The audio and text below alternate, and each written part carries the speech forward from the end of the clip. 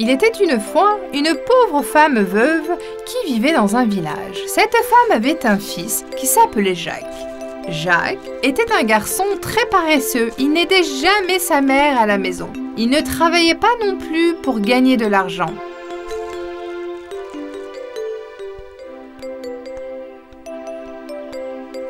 Même si c'était un garçon très intelligent, il était inutile. Jake, réveille-toi. Tu dois aller au marché et vendre les dernières vaches qui nous restent. Comme Jacques n'avait jamais travaillé, le seul moyen de subsistance était de vendre toutes les vaches qu'il possédait après le décès de son père. Je suis désolé, Fiolet, mais nous devons te vendre. Il ne nous reste plus rien à manger.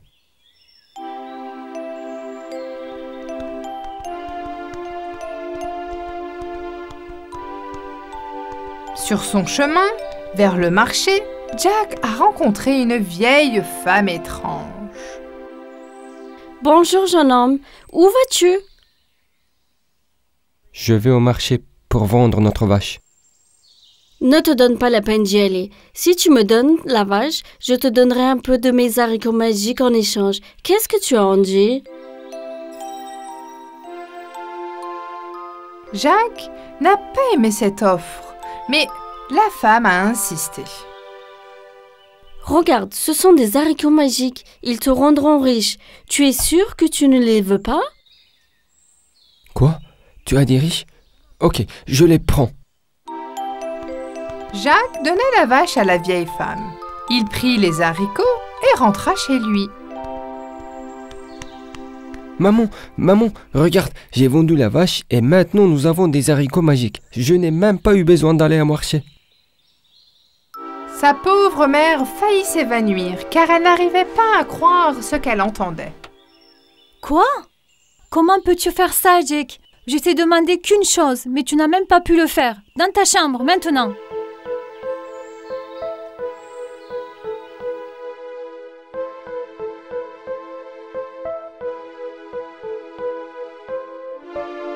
Jacques était très en colère et bouleversé. Il a jeté les haricots qui le tenaient dans ses mains dans le jardin. Jacques s'est rendu compte qu'il avait été trompé. Il était triste et affamé. Il ne pouvait même pas dormir. Il regrettait de ne pas pouvoir faire ce que sa mère lui avait dit de faire. Au matin, le petit homme regarde par la fenêtre et voit une plante qui pousse rapidement.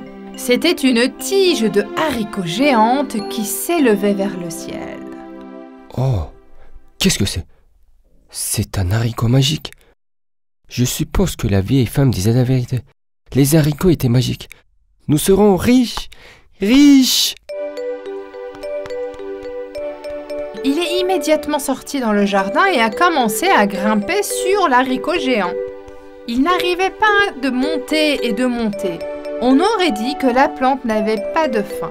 La tige de haricot atteignit les nuages. Parmi les nuages, il y avait une énorme maison en face de lui. Tout était si grand que même l'herbe autour de la maison ressemblait à un arbre à côté de Jacques. Jacques frappa à la porte de la maison géante. Une femme géante lui ouvrit la porte. J'ai très faim et je suis fatigué. Pouvez-vous me donner quelque chose à manger? La femme géante eut beaucoup de peine pour le petit garçon. Entre, mais tu dois manger et partir avant que mon mari n'arrive. Il déteste les enfants et il peut te faire du mal. Jacques s'est immédiatement assis à la table. Quand il a commencé à manger, il a soudainement entendu une voix forte et effrayante. Fi, fa, fo, foum. Ça sent comme les enfants ici. Cette odeur me fait perdre l'appétit. Je n'aime pas ça. Où est-il? Le mari de la femme géante était un géant à allure horrible. Le sol tremblait quand il marchait. Vite, cache-toi dans le four, il ne doit pas te voir. Effrayé, Jacques se cacha tout de suite dans le four. Quand le géant ne trouva pas Jacques, il s'assit à table pour manger son dîner. Une fois qu'il eut terminé, il alla dans sa chambre pour faire une sieste. Il n'arrêtait pas de dormir. Je compte et je n'ai toujours pas fini. Jacques se rendit compte que le géant était parti. Alors il était sur le point de partir. Il remarquait une pochette pleine d'or sur la table. C'est donc ce qu'il voulait dire quand il répétait « je compte et je ne peux pas finir ». Jacques jeta la poche, qui ressemblait plus à un sac à compter de lui, et glissa le long du haricot magique. Maman, regarde tout l'or que je t'ai apporté. Nous ne sommes plus pauvres. Fils, où as-tu trouvé ça? J'espère que tu n'as rien fait de mal. Jacques a convaincu sa mère et elle était soulagée. Après un certain temps, Jacques ne pouvait s'empêcher de penser à la maison au sommet de la tige de haricots. Je me demande ce qui se passerait si je remontais là-haut. J'ai aussi de l'expérience maintenant. Un jour, il ne put résister et grimpa à nouveau sur l'haricot magique. Il se rendit à la maison du géant. La femme du géant était une femme très gentille et elle le laissa entrer à nouveau. Peu de temps après, le géant rentra chez lui. Dès que Jacques entendit ses pas, il se cacha dans le four. Le géant entra dans la maison joyeusement, mais son humeur changea soudainement. Il se mit en colère et grogna. Fi, fa, fo, foum. Je sens encore des enfants ici. Tu sais que je les déteste. Je sais qu'un enfant est venu dans notre maison aujourd'hui. Qui est-ce? Il n'y a pas d'autre odeur que celle du repas préparé. Et personne n'est venu aujourd'hui. Laisse-moi préparer ton dîner. Tu dois avoir faim. Le géant mangea jusqu'à qu'il soit complètement rassis. Avant d'aller dans sa chambre, il demanda à sa femme de lui apporter sa poule aux œufs d'or. Sa femme la posa sur la table. Je te commande un œuf d'or, un œuf d'or. La poule ponda un œuf d'or à chaque fois et le géant les metta dans un panier. Dès que le géant se rendit dans sa chambre, Jacques, qui avait tout vu à travers les trous du four, attrapa la poule et glissa le long du haricot magique pour rentrer chez lui.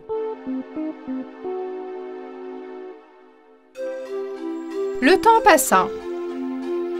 Jacques et sa mère étaient maintenant très riches, mais Jacques ne voulait toujours pas travailler.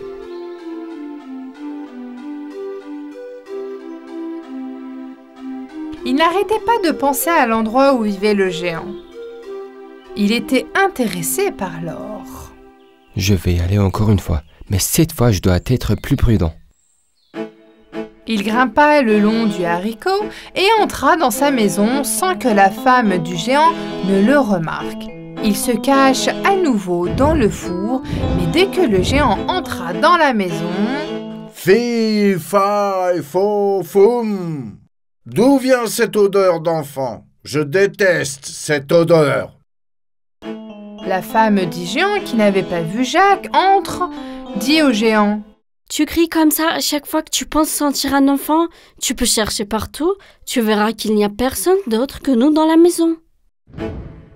Le géant et sa femme ont cherché partout dans la maison, mais n'ont pas trouvé Jacques. Jacques s'était très bien caché. Après avoir repris son repas, le géant appela sa femme. « Peux-tu m'apporter ma harpe d'or ?»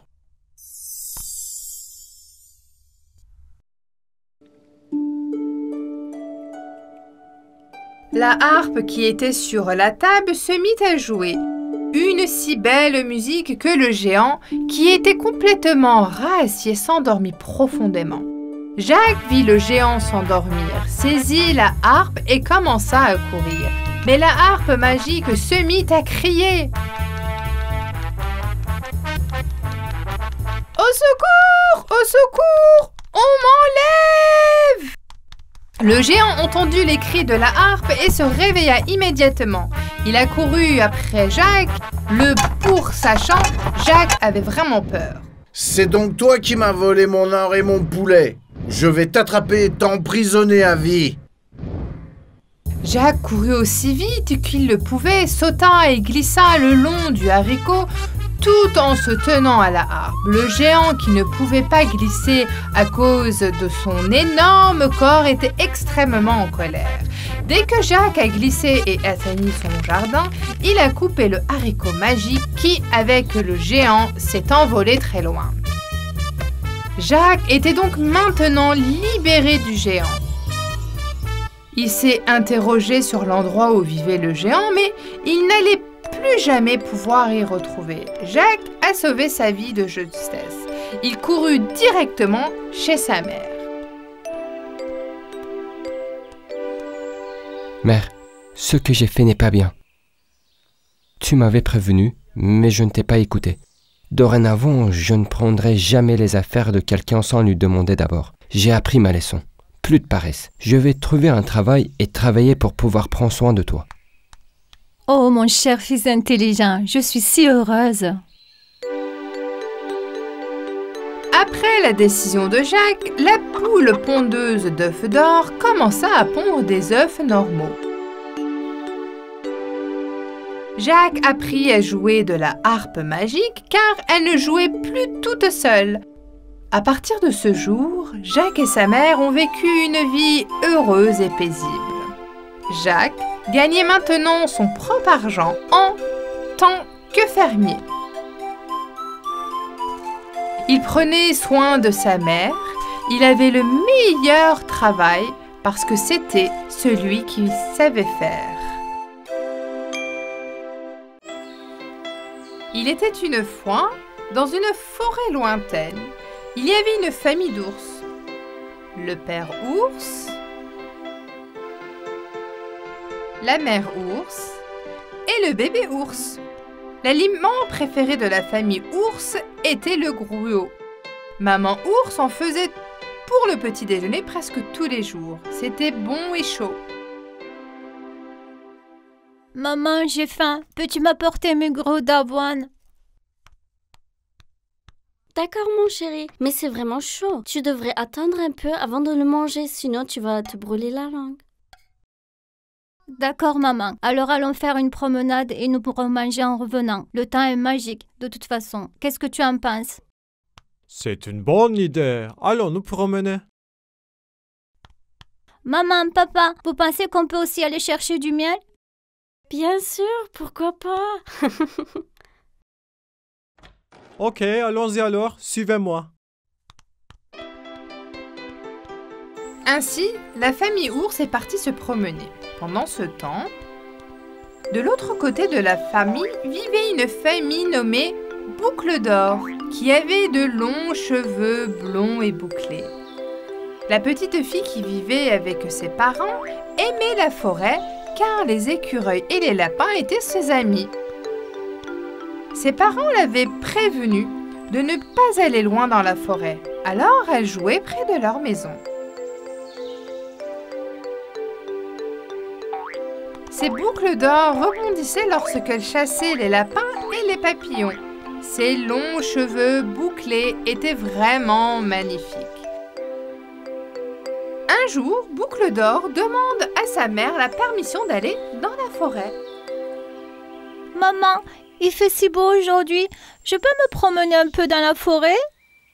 D'accord, ma chérie, mais ne va pas trop loin. Assure-toi de rester sur le chemin. Oh, il y a des fraises sauvages sur ton chemin. Tu veux en ramasser pour moi? Je vais te faire de la confiture pour toi. Délicieux, je les adore. Avec un panier à la main, Boucle d'Or commença son voyage en suivant le chemin. Alors, qu'elle se pavanait joyeusement ses boucles rebondissantes sur son dos, c'est ce qu'elle préfère faire.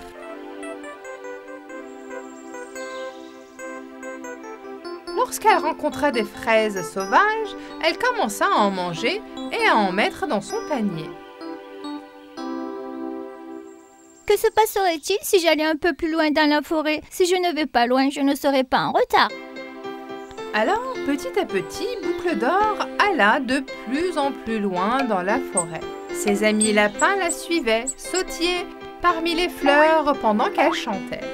Ruisseau, rivière, mer et ciel, j'aimerais avoir des ailes pour pouvoir voler. Ruisseau, rivière, mer et ciel, j'aimerais avoir des ailes pour pouvoir voler. La la la la la la. La la la la la la. La la la la la la. La la la la la la. Après un moment, elle a réalisé qu'elle était perdue. Elle était inquiète et effrayée. Soudain, elle remarqua une petite maison devant elle. Je me demande à qui appartient cette maison.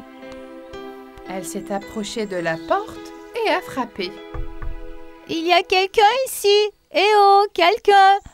Je ne pense pas qu'il y a quelqu'un à la maison. Je suis perdue et fatiguée. Alors je devrais rentrer et me reposer un peu. Je demanderai de l'aide quand le propriétaire sera rentré. Boucle d'Or a poussé la porte et elle s'est ouverte. Alors elle est entrée. C'est un si joli chalet et ça sent bon ici. J'ai tellement faim. L'arôme provenait des 3 assiettes de gruau chaud sur la table. La plus grande assiette appartenait à Papa Ours, celle du milieu à Maman Ours et la plus petite celle de Bébé Ours. Boucle d'Or prit une cuillère de la plus grande assiette et se brûla la bouche. Oh, c'est si chaud! Puis elle essaya le gruau d'avoine de Maman Ours. Oh, c'est chaud aussi, je ne peux pas manger ça. Puis elle goûta les flacons d'avoine de Bébé Ours. C'était chaud et bon. C'est ça, c'est juste ce qu'il me faut. Elle l'a terminé d'un trait. Elle a ensuite fait le cours du chalet et a vu 3 chaises dans un coin. Il y avait 3 tailles différentes. Quand Boucle d'Or s'est assise dans la plus grande, elle a réalisé qu'elle était trop dure et inconfortable. Oh, c'est trop dur et pas confortable du tout. Elle essaya alors celle de Maman Ours. Il le dit de taille moyenne et un peu dure. Non, celui-là n'est pas pour moi non plus. Elle vit la chaise de Bébé Ours qui lui convenait parfaitement. Dès qu'elle a sauté sur la chaise, elle s'est assise et Boucle d'Or est tombée par terre. Aïe, ça fait mal. J'ai failli me casser la jambe. Mais qu'est-ce que c'est que cette chaise? Elle était si fatiguée qu'elle avait besoin d'un endroit pour se reposer. C'est alors qu'elle a vu 3 lits dans la pièce voisine. C'est génial. Je vais faire une sieste. Boucle d'Or grimpa dans la plus grand lit. Oh, c'est trop haut. J'ai l'impression d'être haut dans le ciel. Laisse-moi essayer le lit de taille moyenne. Quand elle s'est allongée dans ce lit, il était beaucoup trop mou et s'est enfoncée dedans. Ce n'est pas confortable non plus. Comment quelqu'un peut-il dormir dans ce lit? Je me demande vraiment qui vit ici. Qui viendra bientôt pour que je puisse m'excuser d'être entrée chez eux, dans sa permission et aussi pour les dégâts que j'ai causés. Le 3e lit appartenait à Bébé Ours. Il était juste parfait pour Boucle d'Or. Oh, enfin! Celui-ci est parfait pour moi. Je vais faire une sieste. J'espère que les propriétaires de la maison viendront avant la nuit et m'aideront à retrouver le chemin de la maison. Elle s'est tout de suite endormie.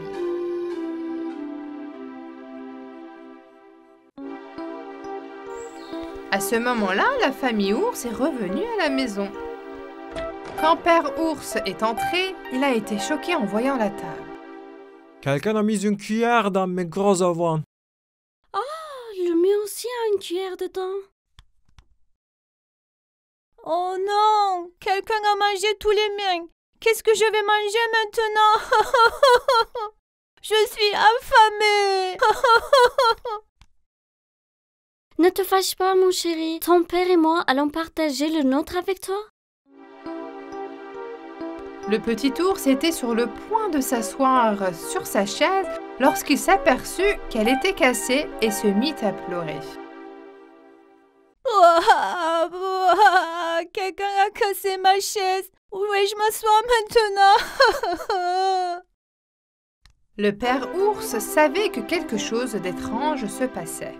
Ce n'est pas normal. Je me demande qui est entré dans notre maison. Allons voir dans la chambre aussi.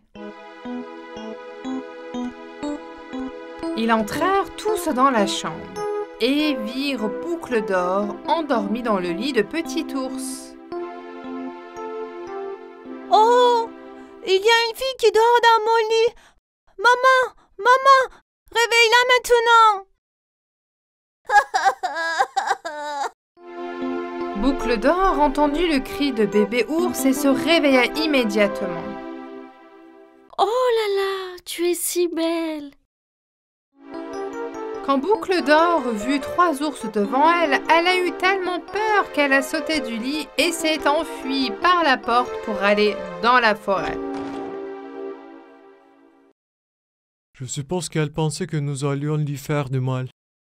Regardez, elle a oublié son panier rempli de fraises sauvages. Pauvre fille.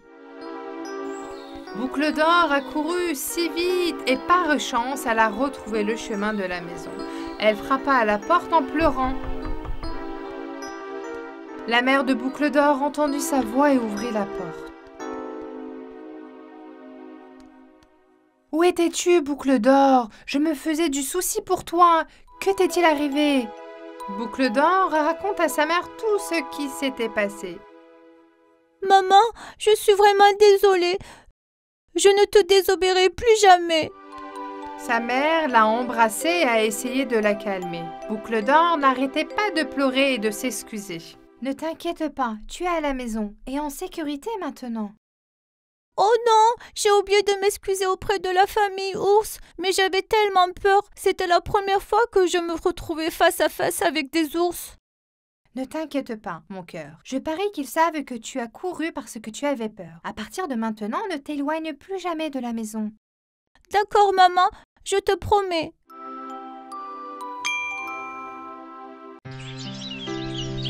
Il était une fois une femme et un mari âgés qui vivaient dans une vieille maison. Le couple n'avait pas d'enfants et ils se sentaient tous deux extrêmement seuls. Je nettoie la maison, je range et je fais à manger. Et toi, tu t'occupes des arbres et des fleurs du jardin.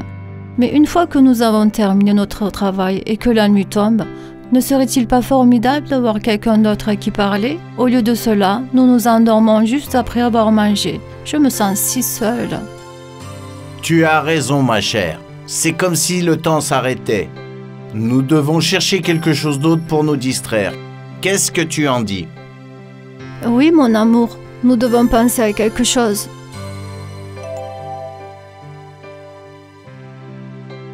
Ça fait longtemps que tu n'as pas fait de biscuits, en fait. J'en ai envie depuis des semaines. Bonne idée. Oui, aujourd'hui je vais faire un type de cookie très différent. Différent? Comment ça? Je suis curieux. Quand tu auras fini, nous pourrons nous asseoir ensemble dans le jardin, boire du thé et manger les biscuits. La vieille dame est allée dans la cuisine. Elle mit sur le plan de travail la farine, le sucre et l'huile dont elle avait besoin pour faire cuire les biscuits. Elle ajouta un peu de gingembre provenant de peu de gingembre qu'elle gardait sur l'étagère de la cuisine. Puis, après avoir mélangé tous les ingrédients, elle commença à préparer les biscuits. Le gingembre est très bon pour la santé. Il guérit les gens. Laisse-moi en ajouter. Elle a fait des petites boules de pâte et les a placées sur le plateau. Enfin, elle fit un grand biscuit en forme de bonhomme, le plaça sur le plateau et mit sur le plateau au four. Pendant que les biscuits étaient dans le four, la femme réfléchissait. Quand ce bonhomme de pain d'épices sera cuit, je le montrerai à mon mari et le surprendrai. Ensuite, pendant que nous boirons notre thé, nous pourrons le placer sur une chaise vide et discuter avec lui. Elle mit des gants de cuisine et sortit le bonhomme de pain d'épices au four. Heureuse, elle regarda son chef-d'œuvre. Oh, il est magnifique, mais il n'a pas de sourcils, de nez ou de bouche. Elle a immédiatement fait ses yeux avec des raisins secs, son nez avec une noisette et sa bouche avec un petit poivron, et a regardé avec émerveillement. Une fois que j'aurai ajouté les fraises comme boutons sur sa chemise, il sera complet. Si seulement il pouvait prendre vie. Dès qu'elle a ajouté les boutons, son souhait s'est réalisé. Le bonhomme de pain d'épices a sauté au milieu du plateau. Oh, il fait si chaud ici. Je vais sortir dans le jardin. La vieille femme était en état de choc.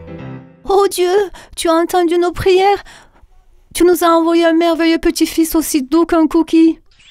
Elle courut tout droit après lui dans le jardin. Mais le bonhomme de pain d'épices n'avait pas l'intention de s'arrêter. Il continuait à courir dans le jardin en riant aux éclats. Le bonhomme de pain d'épices est vivant. Il va devenir notre petit-fils. Ne le laisse pas s'échapper. Attrape-le.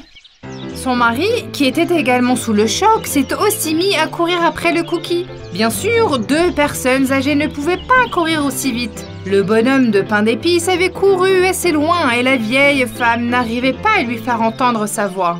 Ne t'enfuis pas, petit bonhomme de pain d'épices. Nous n'allons pas te manger. Tu vas devenir notre petit-fils. Alors que le bonhomme de pain d'épices passait devant une ferme, une vache le vit. Quelle odeur délicieuse! Je veux te manger! J'en ai assez du foin! Je vais t'attraper maintenant! Tu ne pourras jamais m'attraper, même si tu essaies très fort. Tu continues à manger ton foin, grosse vache. Espèce de grossier personnage! Attends de voir! La vache en colère courut plus vite et poursuivit le biscuit. Le couple de personnes âgées et la vache essaient de suivre le biscuit. Les passants les regardaient avec étonnement et les regardaient courir, essayant de comprendre ce qui se passe. Quelle scène c'était! Le bonhomme de pain d'épices les provoquait pour les mettre en colère. Pendant ce temps, un cochon qui se trouvait devant a remarqué le groupe en train de courir. Alors le bonhomme de pain d'épices a crié au cochon en les déplaçant. Hé, gros cochon, tu manges tout. Tu ne voudrais pas m'en manger aussi? Je suis très gentil. Regarde si tu peux m'attraper. Le cochon qui entendit cette insulte se mit très en colère et commença à poursuivre le bonhomme de pain d'épices. C'est comme ça, hein? Viens ici, petit cookie malicieux.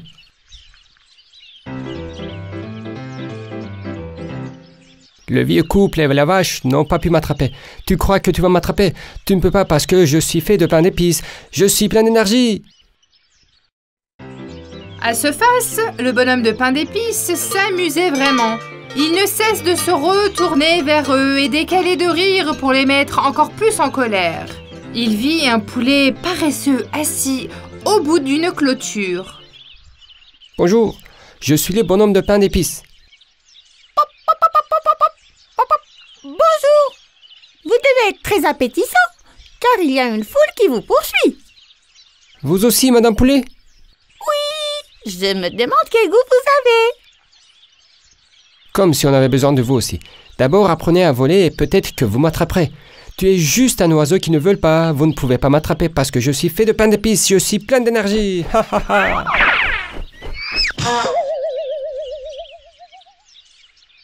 Le bonhomme de pain d'épices continua à courir et rencontra un mouton qui broutait. Hé, toi, sac de coton à tête d'herbe, attrape-moi.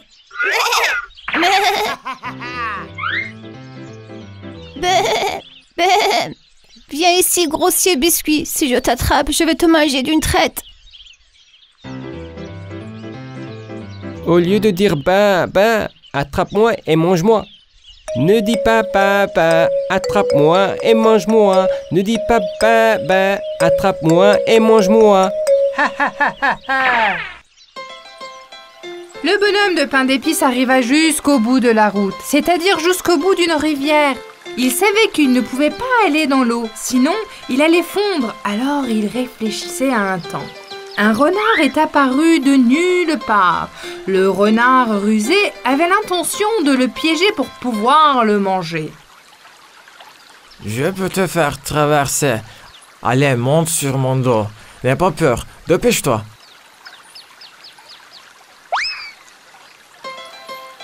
Le bonhomme de pain d'épices fit confiance au renard et sauta sur le dos. Le renard commença à nager dans la rivière. Pendant ce temps, le groupe qui poursuivait le bonhomme de pain d'épices atteignit la rive de la rivière et regarda avec étonnement la scène. Il y avait un bateau attaché à proximité. Le vieux couple détache le bateau et commence à ramener pour poursuivre le renard sur la rivière. La vieille femme savait ce que le renard avait l'intention de faire, alors ils se sont attrapés le plus près possible. Mon Dieu, protégez mon petit bonhomme de pain d'épices. Le renard commença son plan astucieux.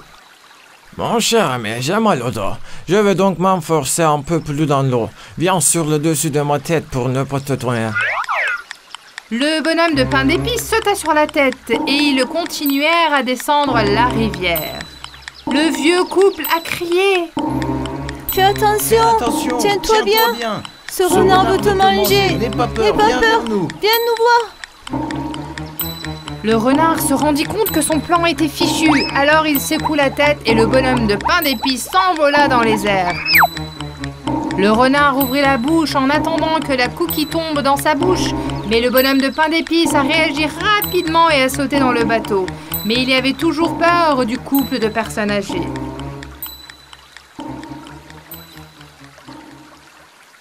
N'aie pas peur, bonhomme de pain d'épices. Nous ne te mangerions jamais. Tu es notre petit-fils maintenant. Tu seras un compagnon pour nous. Nous avons maintenant un petit-fils avec qui nous pouvons discuter tous les soirs. On ne s'ennuiera plus du tout. N'est-ce pas, mon cher? Oh, vraiment? Même après que je t'ai fait courir après moi et que j'ai dit toutes ces choses grossières aux autres? Bien sûr. Tout le monde peut faire des erreurs. L'important est d'accepter ses erreurs et de ne jamais les répéter. Ok. Je promets qu'à partir de maintenant, je serai un enfant de pain d'épices très poli. D'abord, je vais m'excuser auprès de tous les animaux que j'ai insultés.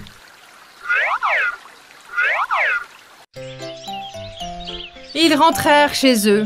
Le bonhomme de pain d'épices était maintenant en sécurité. Ensemble, ils vécurent heureux jusqu'à la fin des temps.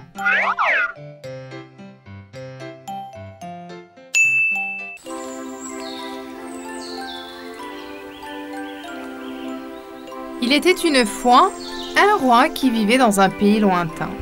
La plus jeune fille du roi était très belle. Son père l'aimait beaucoup. Le jour de son anniversaire, il lui offrit une belle bague en or. Merci beaucoup, père. Je l'adore. C'est étrange. La nuit dernière, j'ai rêvé qu'un très beau prince m'offrait la même boule en cadeau. Le roi caresse affectueusement les cheveux de sa fille. J'espère qu'un jour tu te marieras, ma belle-fille. Qui sait, peut-être, épouseras-tu le prince de ton rêve? La princesse prit la balle en or et sortit jouer dans le jardin du palais. Elle lança la balle en l'air, mais elle n'arrivait pas à l'attraper et la balle roula jusqu'à un grand terrain herbeux près d'un étang. La princesse ne retrouva pas la balle et se mit à pleurer. Quelle négligence de ma part! Comment ai-je pu la perdre? Que vais-je dire à mon père? Soudain, elle entendit un bruit. S'il te plaît, ne pleure pas. Je ne supporte pas les filles qui pleurent. Viens ici. Qu'est-ce que c'est? D'où vient ce bruit? Une grenouille verte est apparue devant elle. La princesse la regarda avec étonnement. Elle n'avait jamais vu de grenouille qui parle. Une grenouille qui parle? Mais comment? Je suis une grenouille très spéciale. Si tu me le permets, j'aimerais t'aider, ma chère princesse. Je peux aller dans l'étang et récupérer votre balle en or. Oh, merci. Mon père te donnera sûrement tout ce que tu veux en retour. S'il vous plaît, rapportez-la moi. Non, je ne veux rien de roi. Ce que je veux, c'est que nous soyons amis. Seulement quand vous serez d'accord avec cela, je vous apporterai la balle. Comment est-ce possible? Vous et moi? Comment pouvons-nous être amis? Eh bien, nous mangerons ensemble, dormirons ensemble, nous nous promènerons dans le jardin ensemble. Nous jouerons avec votre balle au nord. Oh, et vous chanterez aussi pour moi. Je vous ai entendu et vous avez une voix merveilleuse. La princesse, impuissante, n'avait d'autre choix que d'accepter son offre. D'accord, tout ce que vous voulez, tant que vous m'apportez ma balle en or. Si seulement je pouvais le tremper d'une manière ou d'une autre. Une petite grenouille ne peut pas me pousser à faire quelque chose que je ne veux pas. La grenouille sauta dans l'eau, prit la balle en or et la lança à la princesse. La princesse l'a attrapée, s'est retournée et a commencé à courir vers le palais. Elle ne voulait pas attendre la grenouille. La grenouille restait là, à regarder la princesse courir. Le lendemain, alors que la princesse prenait son petit déjeuner avec son père, la grenouille entra en sautillant par une des portes ouvertes et sauta sur la table. Bonjour, votre majesté. Pour ma princesse. J'espère que tu vas tenir ta promesse, belle princesse. Je suis venu pour prendre le petit déjeuner avec toi. Cette grenouille parle. Qu'est-ce qui se passe, ma chère? De quelle promesse cette grenouille parle-t-elle? Oui, mon père, c'est une grenouille qui parle. J'ai aussi été choquée quand je l'ai vue près de l'étang hier. La balle en or que tu m'avais offerte est tombée dans l'étang. Cette grenouille l'a récupérée pour moi. En effet, votre majesté, en retour, la princesse a promis d'être mon amie. C'est pourquoi je suis ici. S'il vous plaît, pardonnez-moi. Alors, tu devrais tenir ta parole, ma chère. Immédiatement, un autre ensemble de plats a été mis sur la table et ils ont pris le petit déjeuner ensemble.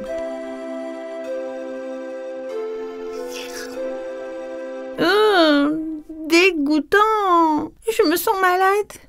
La princesse se sentait désespérée car elle ne voulait pas désobéir à son père. Ce soir-là, la grenouille a sauté sur l'oreille à côté d'elle et elles ont dormi ensemble. Bien sûr, la princesse ne pouvait pas dormir du tout. Elle resta enfermée dans un coin jusqu'au matin car elle ne voulait pas être près de la grenouille. Les jours passèrent. La grenouille suivait la princesse partout où elle allait. La petite grenouille connaissait aussi beaucoup de contes de fées. La nuit, elle racontait des contes à la princesse et le jour, en se promenant dans le jardin, elle mettait des fleurs qu'elle ramassait sur les cheveux de la princesse. Après un certain temps, la princesse s'est tellement habituée à la grenouille qu'elle s'inquiétait si elle ne le voyait pas dans les parages. Elle commença à tomber amoureuse de lui. Une nuit, la grenouille dit: Ce soir, c'est à ton tour de me raconter un conte de fées et de me chanter une berceuse. Ma mère avait l'habitude de me chanter des berceuses tout le temps. Quelques larmes coulèrent des yeux de la grenouille. Quand la princesse vit combien son amie était triste, elle lui donna un baiser sur la joue. Soudain, la grenouille se transformant en un beau jeune homme. Le prince se leva et dit à la princesse qu'il était vraiment ce qu'il était arrivé. Une méchante sorcière m'a transformé en grenouille. Le seul moyen de briser la malédiction était qu'une belle fille m'embrasse. Grâce à toi, la malédiction a été brisée. Princesse, voulez-vous m'épouser? La princesse était encore sous le choc. Essayant de comprendre ce qu'il venait de se passer, elle réalisa alors qu'il était le prince et qu'il avait offert la boule d'or dans son rêve. Je n'arrive pas à y croire. Bien sûr, je vais le faire. Allons dire à mon père. Ils se rendirent immédiatement chez le roi et lui racontèrent ce qui s'était passé. Le roi était lui aussi sous le choc, mais il était aussi très heureux que sa belle fille épouse le prince de ses rêves. La princesse et le prince vécurent heureux toute leur vie.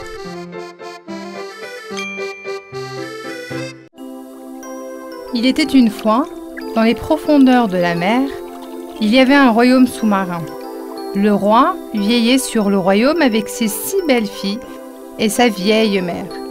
Toutes les créatures marines vivaient paisiblement et harmonieusement ensemble. Les 6 filles du royaume étaient toutes très belles.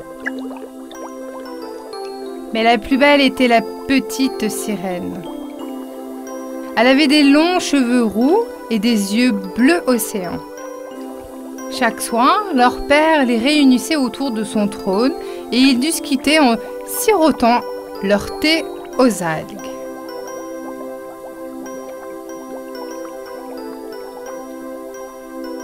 La plus grande crainte du roi était que ses filles tombent sous le charme du soleil et choisissent de vivre au-dessus de l'eau. En effet, lorsqu'une sirène atteignait 18 ans, elle était autorisée à nager jusqu'à la surface et à observer le monde en profitant du soleil et du vent.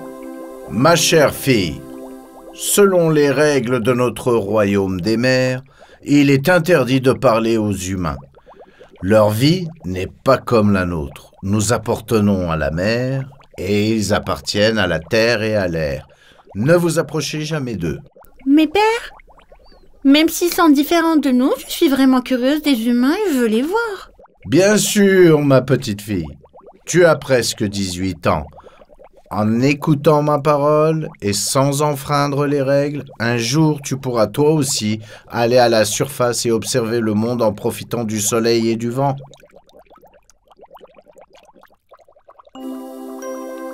Les sœurs de la petite sirène lui racontaient toujours tout ce qu'elle voyait lorsqu'elle revenait de la surface. Tu sais quoi, petite sœur? Il y a une merveilleuse brise là-haut. Le soleil est vraiment chaud. Pendant que d'énormes bateaux passent, nous jouons avec des dauphins et nous prenons le soleil sur les rochers sans que personne ne nous voie. La petite sirène ne pouvait rien faire d'attendre que la revasse et d'atteindre son 18e anniversaire. Tu sais quoi, petite sœur? Il y a une merveilleuse brise là-haut. Le soleil est vraiment chaud. Pendant que d'énormes bateaux passent, nous jouons avec les dauphins et nous prenons le soleil sur les rochers sans que personne ne nous voie. Yum Yum était un dauphin et le meilleur ami de la petite sirène. Parfois, il quittait le palais pour jouer à cache-cache au fond de l'océan. Miam Miam ne peut pas m'attraper. Miam Miam ne peut pas m'attraper. Si je me cache, je ne peux pas me trouver. Miam Miam ne peut pas m'attraper. Si je me cache, je ne peux pas me trouver. Si je me cache, je ne peux pas me trouver. Allez, vas-y, trouve-moi.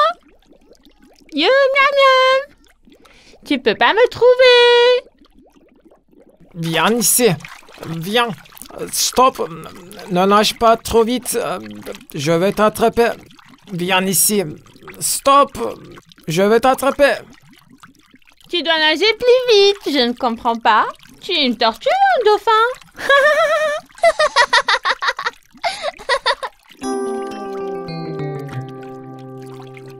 Je suis une sirène. Personne ne peut nager aussi vite que toi. Allez, faisons une course de natation.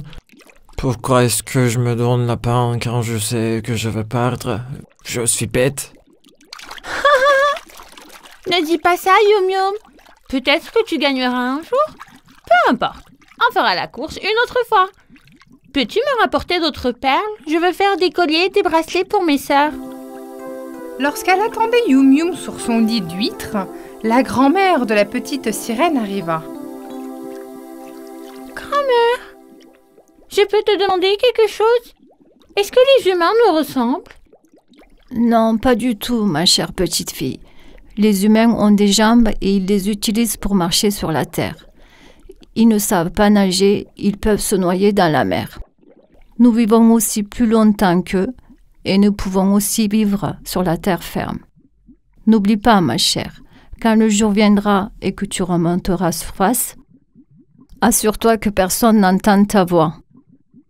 Parce que l'une des caractéristiques les plus importantes de notre voix est qu'elle est magique. Donc, je ne pourrai pas chanter à la surface? Quel mal y a-t-il à ce qu'elle soit magique? Ceux qui entendent ta voix ne pourront pas partir. Leurs oreilles n'entendront rien d'autre que votre voix. Ils attendront de te voir. Allez, il est très tard et c'est assez d'informations pour le moment. Bonne nuit, ma chère. Enfin, le grand jour était arrivé. C'était le 18e anniversaire de la petite sirène. Joyeux anniversaire, ma petite fille. Joyeux anniversaire, petite sœur. Toute la famille l'a emmenée avec elle pour fêter son anniversaire. La petite sirène était si excitée. Elle allait remonter à la surface et voir le monde. Elle dit au revoir à son père et commence à nager avec Yum Yum vers la surface. Son père, inquiet, criait après elle. N'oublie pas tout ce que je t'ai dit. Yum Yum, occupe-toi de ma fille. Tu es sûr, papa?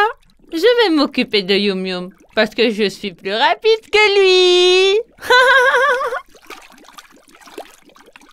Mon Dieu, elle ne m'a pas attendu encore une fois. Finalement, la petite sirène a atteint la surface de la mer. Elle était maintenant assise sur un rocher au milieu de la mer et regardait le monde et était émerveillée par ce qu'elle voyait. Mon Dieu, le ciel est si bleu, le vent est si merveilleux, les larinets sont de si belles créatures. Tout est signé nouveau pour moi. Ils sont encore plus beaux que mes rêves. Fais attention, ma princesse. Un arbre est sur le point de passer. Il ne doit pas vous voir. C'est quoi ça? C'est tellement énorme. Les gens ne peuvent pas nager longtemps dans l'eau et ne peuvent pas respirer sous l'eau. Quand ils nagent lentement. Même les plus rapides d'entre eux ne peuvent pas suivre le rythme d'un navire. C'est pourquoi les gens utilisent les bateaux depuis l'Antiquité pour voyager et transporter des charges.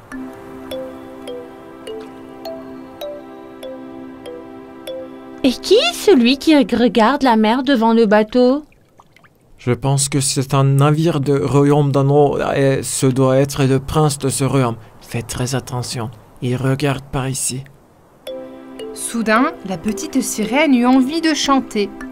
Avec sa merveilleuse voix magique, elle se mit à chanter. La la la la, la la la la, la la la la, la la la. Princesse, qu'est-ce que tu fais? J'espère que le prince ne t'entend pas chanter, sinon il ne partirait jamais avant de nous avoir trouvés. Tu sais ça? Mais la petite sirène ne pouvait pas s'empêcher et elle continuait à chanter. Elle ne pouvait pas s'empêcher de tomber sous la charme du prince. Le prince était aussi fasciné par la voix de la petite sirène. Quelle voix merveilleuse. La fille qui chante doit être tout aussi belle. Dirige le bateau vers les rochers. La voix vient de là-bas. Mais mon prince, c'est très dangereux de diriger le bateau vers les rochers. Il pourrait heurter les rochers et être endommagé. Le temps change aussi. Il pourrait y avoir une tempête d'une minute à l'autre, vous êtes sûr? Je dois trouver cette fille. Faites tout ce qu'il faut. Oui, votre majesté. Dirigez-vous vers les rochers. Mon Dieu, protégez-nous. La petite sirène se cacha derrière les rochers. Le prince ne le vit pas, mais il vit le bracelet de perles qu'elle avait laissé tomber en s'échappant. Il cria à ses hommes. Vite, allez sur la terre ferme et rapportez-moi ce bracelet de perles. C'était une belle sirène, j'en suis sûr.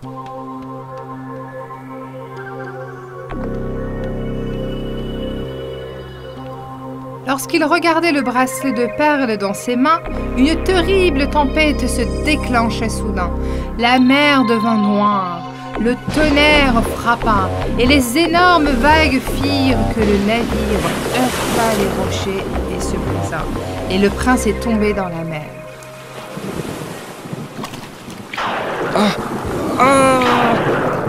Yum Yum, le prince est tombé dans la mer. Vite, nous devons le sauver. La petite prince et Yum Yum plongèrent dans la mer et sauvèrent le prince, l'emmenant sur le rivage. S'il te plaît, ouvre les yeux. Je t'ai sauvé.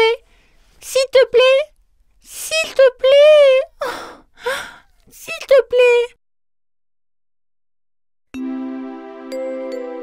Lorsqu'il attendait que le prince se réveille, il a lentement ouvert les yeux. La première chose qu'il fut, les magnifiques yeux de la petite sirène. Tu m'as sauvé la vie. Merci. Puis, il vit le collier de perles autour de son cou et réalisa immédiatement quelle était la sirène sur le rocher dont il entendait la voix et qui la fascinait, et la propriétaire du bracelet de perles dans sa poche, avec joie. Quel merveilleux miracle. Je t'ai cherché partout. Et maintenant, je te dois la vie. À ce moment-là, des soldats qui couraient vers le rivage ont vu le prince et la petite sirène. La petite sirène se jette rapidement à la mer et Yum Yum la suit. Les soldats l'emmenèrent immédiatement le prince au palais et racontèrent au roi tout ce qu'il s'était passé. Chaque jour, pendant des heures, le prince observa la mer depuis son balcon, se demandant si la petite sirène reviendrait. La petite sirène qui revint sous l'eau était si malheureuse qu'elle cessa de nager et de boire. Elle partageait son secret avec Yum Yum, sa meilleure amie.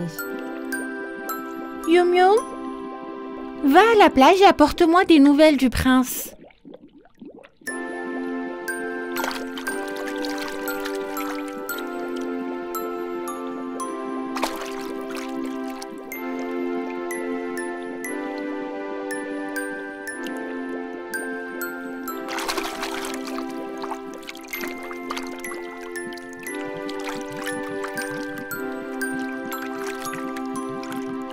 Le prince regarde la mer depuis son balcon tous les jours et je pense qu'il attend que tu ailles sur la plage. Nous devons faire quelque chose. Mais quoi? Le roi était très furieux quand il a vu sa fille comme ça, mais il était aussi très triste. Ma chère, tu as enfreint les règles de la mer. Tu n'étais pas censé t'approcher des humains. Tu aurais dû écouter tes aînés. Que t'est-il arrivé? Mais père, n'est-ce pas vous qui avez dit que nous devons être gentils avec toutes les créatures? Si nous n'avions pas sauvé le prince, il serait mort. Oui, tu as raison. Mais selon les lois, tu n'aurais dû t'approcher de personne. Tu es puni.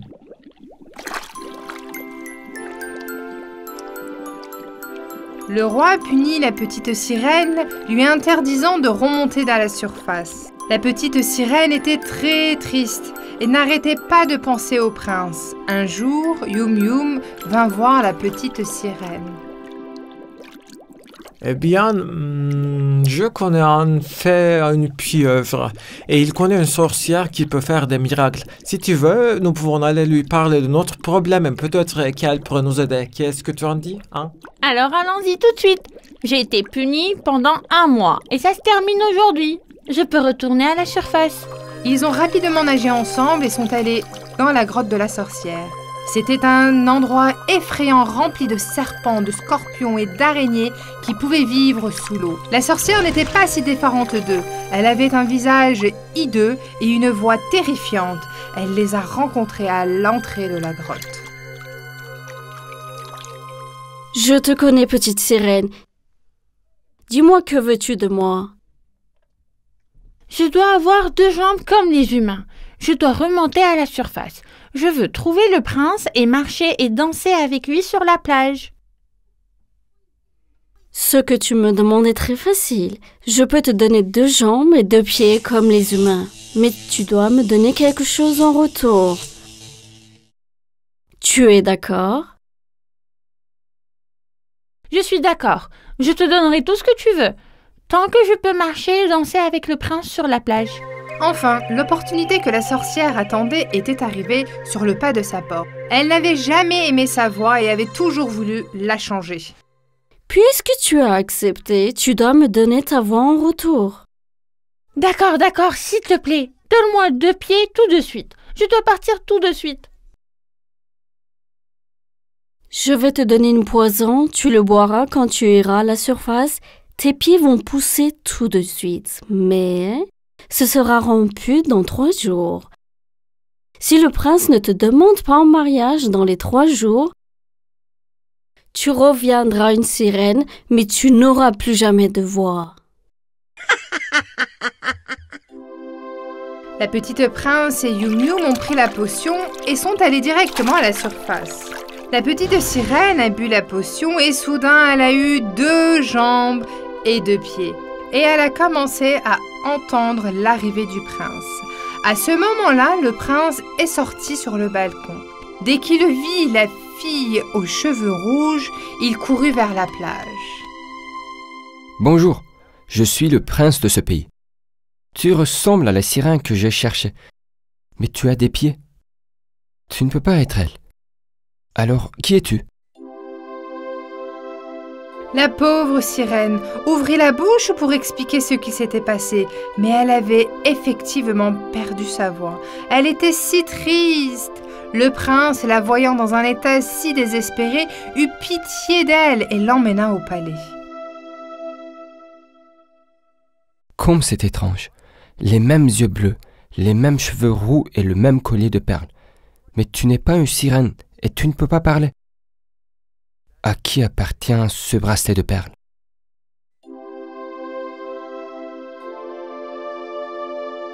Pendant ce temps, le père du prince avait trouvé une princesse à épouser et faisait pression sur lui. La pauvre sirène, effrayée et triste, attendait la demande en mariage du prince. Et s'il ne comprenait jamais que je suis la sirène qui cherchait? Et s'il ne me reconnaissait jamais, je redeviendrais une sirène? Une sirène qui ne peut ni parler ni chanter. Mes jeux avec Yum Yum seront aussi qu'un rêve. Les 3e et derniers jours du sort est arrivé.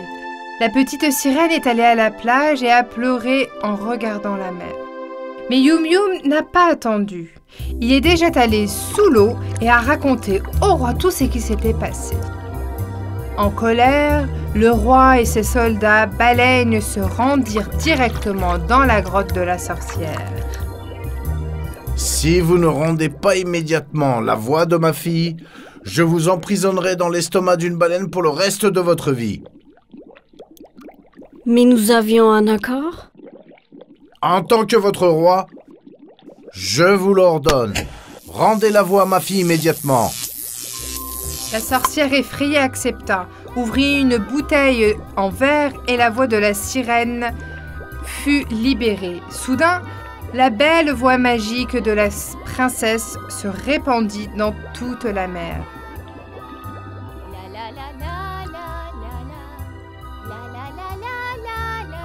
La petite sirène qui pleurait sur la plage entendit soudain sa propre voix venant de la mer. La la la la la la la la la la la la. Oh mon Dieu, c'est ma voix? Je peux parler maintenant? Puis, elle a vu toute sa famille assise dans un rocher, lui faisant des signes et lui envoyant des baisers. La petite sirène était maintenant une fille avec une voix étonnante et des pieds. Le roi l'appela depuis les rochers. L'amour est parfois plus important que toutes les règles, ma chère. Cours vers le prince, présente-toi et sois heureuse à partir de maintenant.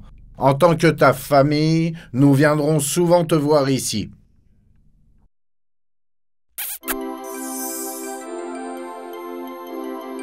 La petite sirène courut au palais tout excitée.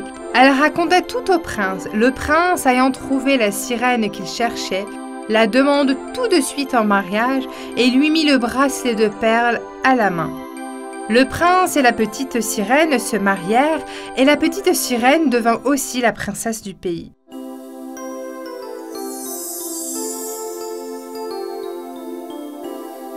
Chaque matin, à son réveil, la petite sirène appela sa famille dans la mer depuis le balcon du palais et leur disait merci pour tout et les saluait.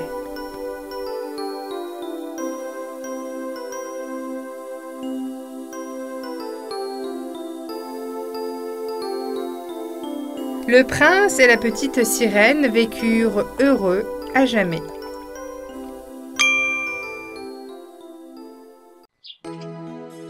Il était une fois, il y a très longtemps, dans un pays lointain, un roi qui vivait. Ce roi avait 12 filles. Toutes ces filles étaient incroyablement belles. Le roi ne leur promettait pas de quitter le palais. Elles étaient seulement autorisées à se promener dans les jardins du palais. Alors que le roi et ses filles poursuivaient leur vie, un matin, alors que ses filles étaient assises à table pour le petit déjeuner, il remarqua que leurs chaussures étaient usées. Bien que le roi a été très troublé par cette situation,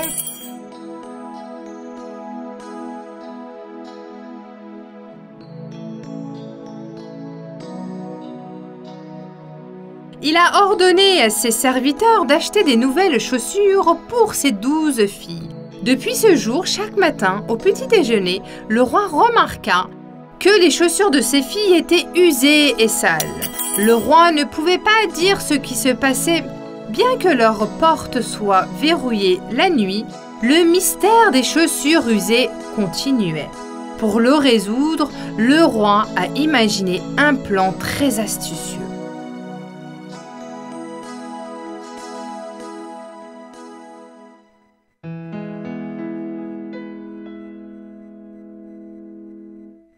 Soldats, répandez la nouvelle dans tout le pays. Celui qui résoudra ce problème épousera une de mes filles et deviendra roi à ma mort. Ces jeunes hommes n'ont que 3 jours pour trouver pourquoi les chaussures de mes filles sont usées chaque matin. Cependant, s'ils ne parviennent pas à le découvrir, ils seront jetés dans le donjon. Les soldats ont répandu la nouvelle dans tous les pays. De nombreux jeunes hommes se présentaient aux portes du palais pour résoudre ce mystère. Pourtant, ils s'endormaient tous devant la chambre des filles et étaient jetés dans le Dijon. Il y a un beau et gentil jeune homme qui vivait dans un village près du palais. Il avait toujours aimé la plus jeune fille du roi.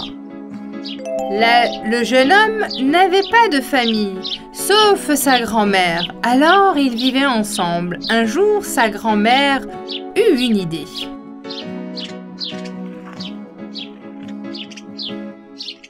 Pourquoi ne tenterais-tu pas ta chance pour résoudre ce mystère? Tu as toujours dit que tu aimais la plus jeune fille du roi. Jusqu'à présent, des centaines de personnes sont allées au palais pour tenter leur chance. Aucun d'entre eux a réussi. Ce serait impossible pour moi aussi. En plus, nous sommes très pauvres. Le roi ne me donnera jamais sa fille au mariage. Tu dois être folle, grand-mère. C'est absurde. Tu fais ce que je te dis. Tu vas réussir. Je te donne une cape magique qui appartenait à ton père. Quand tu la porteras, tu deviendras invisible. Et encore une chose, ne mange pas et ne bois pas ce qui vient du palais. Bonne chance, mon fils. Bien que le jeune homme ait été incroyablement surpris par le cap invisible, il se rendit immédiatement au palais pour tenter sa chance. Les gardes les conduisirent dans les chambres des princesses, tout comme les autres qui avaient tenté leur chance avant lui. Le soir, l'aîné met un faumière dans un seau d'eau, quitte la chambre et tend le verre au jeune homme qui attend près de la porte. Il fait chaud, tu dois avoir soif. Tiens, si tu veux, je peux t'apporter un autre verre. Merci. Oui, j'étais incroyablement assoiffé. Le jeune homme assoiffé but l'eau et endormit jusqu'à matin. Le lendemain, alors qu'il attendait, une autre fille apporta un verre de limonade. Incapable de résister, le jeune homme a bu cela aussi. Il se rendit directement dans la chambre qui lui avait été attribuée et ronfla toute la nuit. Quand il se réveilla le matin, il dit « Comme je suis stupide, comment ai-je pu croire ces filles? Ma grand-mère m'avait prévenu de ne rien manger ni boire. Ce soir, c'est ma dernière nuit. Je dois réussir. » Il est allé devant la porte à nouveau. Cette fois, une des filles voulait le piéger avec du jus de fruits. Le jeune homme a fait semblant de boire le jus pendant que les filles regardaient. Mais dès qu'elle s'est tournée et est rentrée dans la pièce, il l'a versé dans le pot de fleurs. Il a fait semblant de dormir et s'est allongé à côté de la plante et a ronflé. Va jeter un coup d'œil. Est-ce que le garçon dehors s'est endormi? Une des filles passa la porte et regarda le jeune homme. Tu n'entends pas? Il ronfle. Tout va bien. Nous sommes libres maintenant. À minuit, lorsque le jeune homme a apporté la cape, il est devenu invisible. Il est entré lentement dans la chambre des filles. Les filles portaient des belles robes. Elles avaient brossé leurs cheveux et étaient toutes maquillées. Il y avait un grand miroir dans leur chambre. Elles se sont toutes placées devant. La fille aînée a touché le miroir et a envoyé un baiser. Le miroir a immédiatement glissé sur le côté de... Et une porte avec des escaliers est apparue, menant à une chambre. Le jeune homme a regardé avec stupeur les filles, une par une, descendre les escaliers. En descendant l'escalier, il a malencontreusement trébuché sur quelque chose et est tombé et s'est accroché à la jupe de l'une des princesses devant lui. Oh, qu'est-ce que c'est? Quelqu'un tire sur ma jupe? Il n'y a personne ici. Tu dois t'imaginer des choses. Elles ont descendu des centaines d'escaliers. Finalement, elles sont arrivées dans une forêt. Les feuilles de la forêt étaient en or, les branches en argent, et la cime des arbres était remplie de diamants. Alors que le jeune homme regardait avec émerveillement, il a également pris un de chaque article pour le garder.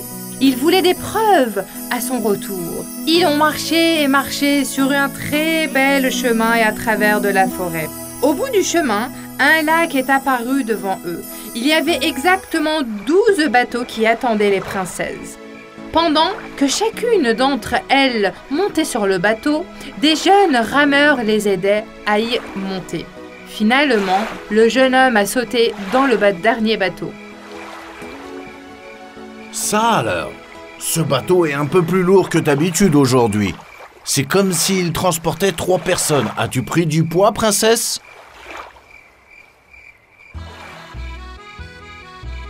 Un palais décoré de magnifiques lumières est apparu sur la rive opposée du lac.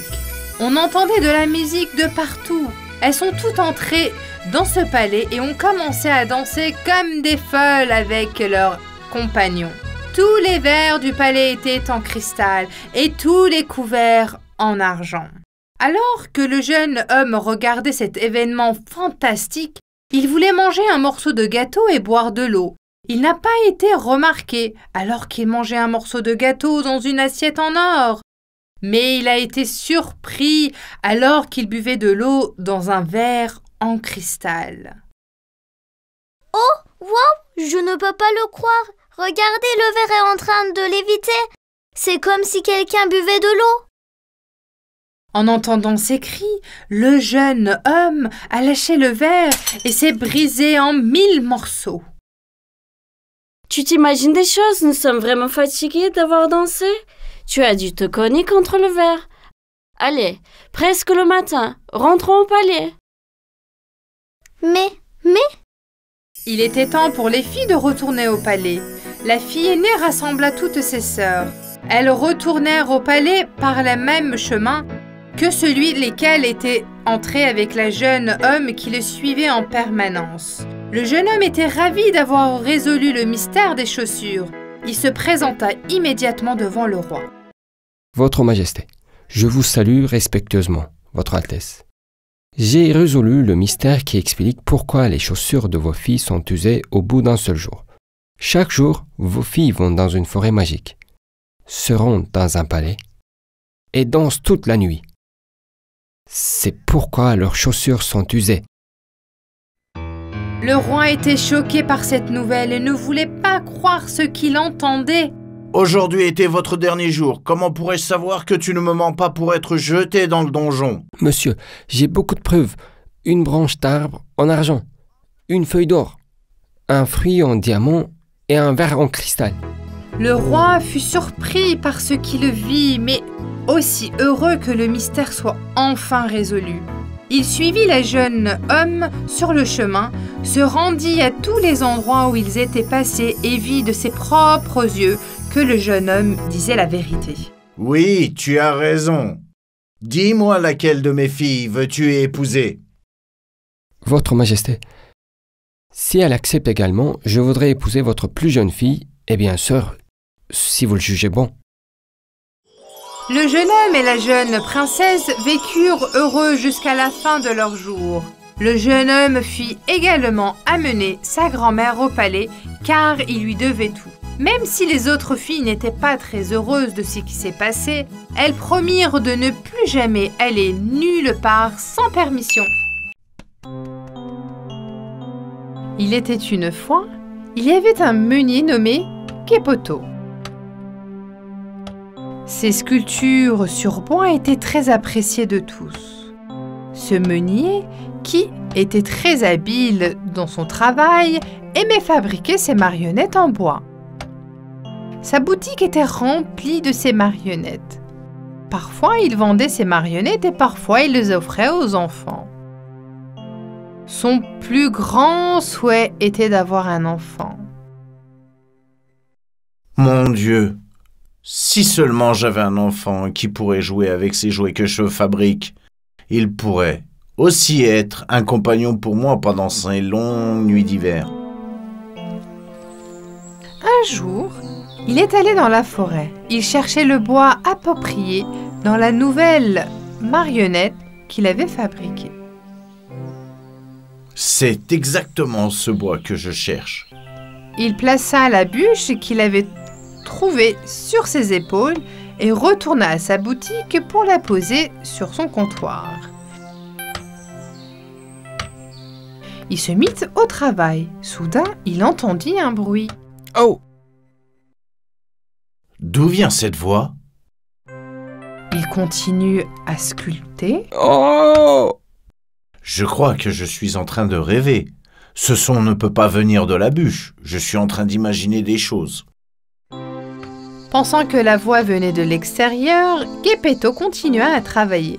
Avec beaucoup de patience et de méticulosité, il termina la tête, le corps, ses bras et les jambes de la marionnette. Il admirait son travail. Quelle belle marionnette c'était! Mais il lui faut des vêtements et des chaussures. Il a habillé sa marionnette avec la salopette et les chaussures pour enfants qu'il avait dans le magasin. C'était un si beau garçon qu'il a placé la marionnette sur la table. Comme je n'ai pas d'enfant, je peux être ami avec cette marionnette. J'ai même un nom pour lui. Oui, c'est Pinocchio. Ton nom sera Pinocchio, petite marionnette.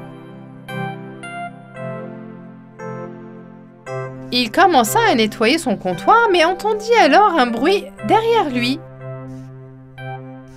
Bonsoir. Il se retourne, mais il n'y a personne à part la marionnette. Il continua à nettoyer. Bonsoir, Père Geppetto. Soudain, Pinocchio sauta sur la table au sol. Il commença à se promener dans la boutique. Mon Dieu! Pinocchio la marionnette est devenue vivante. Étonnement, ses yeux grands ouverts, il l'observait. Pinocchio n'était pas humain, mais il parlait, marchait et jouait. Les jours et les semaines passèrent. Geppetto était si heureux. Pinocchio ne quittait jamais l'atelier du menuisier. Il l'aidait dans tous ses travaux et le soir, ils s'asseyaient et discutèrent. près de la cheminée.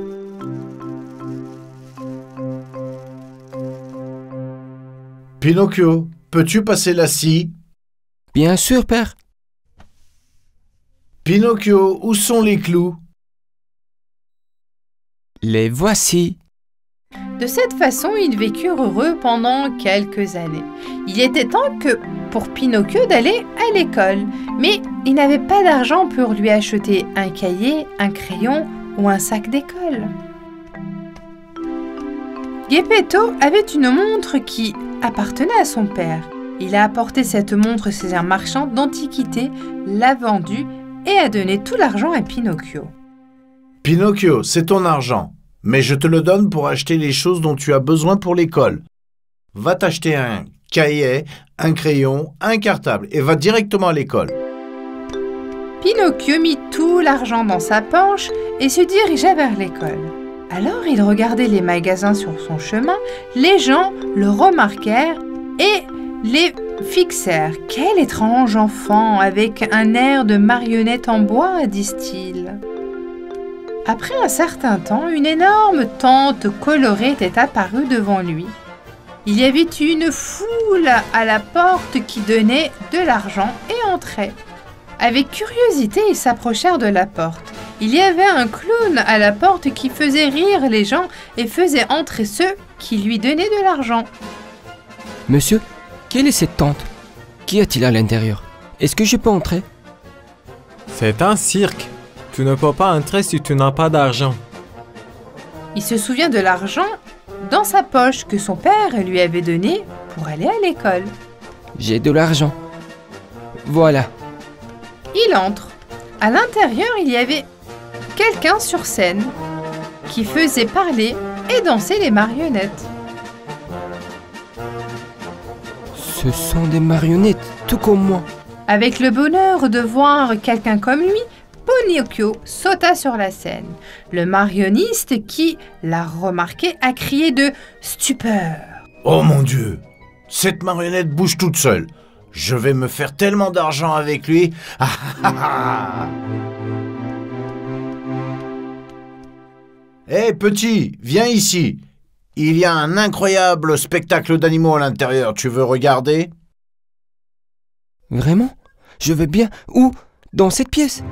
Pinocchio, qui croyait le marionniste, entra dans la pièce. Mais dès que Pinocchio entra,